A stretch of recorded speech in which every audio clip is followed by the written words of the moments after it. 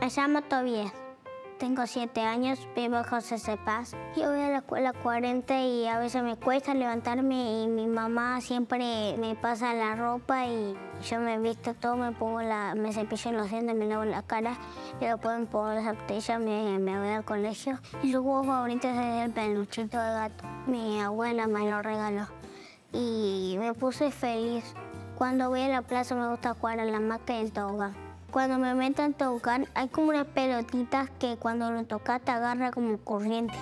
¿Qué es soñar? Lo que es soñar es como que vos estás durmiendo, ¿no?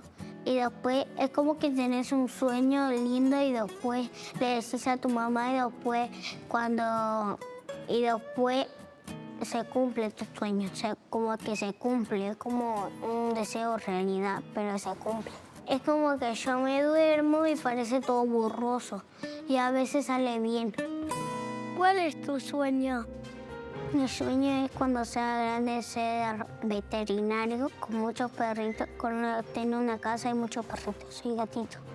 Se me ocurrió ser veterinario porque conozco una vecina que es de mi abuela. Siempre trae perritos nuevos. Lo que haría es buscar perritos lastimaditos y lo agarraría y lo pusiera y lo curaría. Ahí está, ahí está, ahí está, ahí está, ahí está.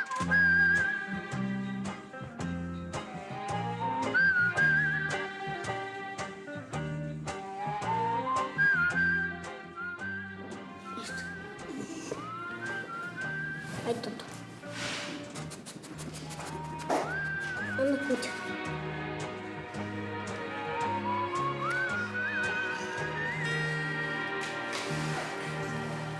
¿Y vos, con qué soñás?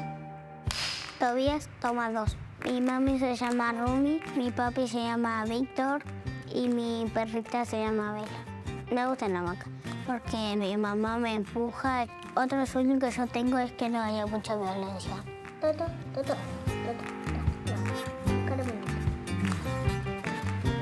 Mira que te tengo que ver. Ahí está.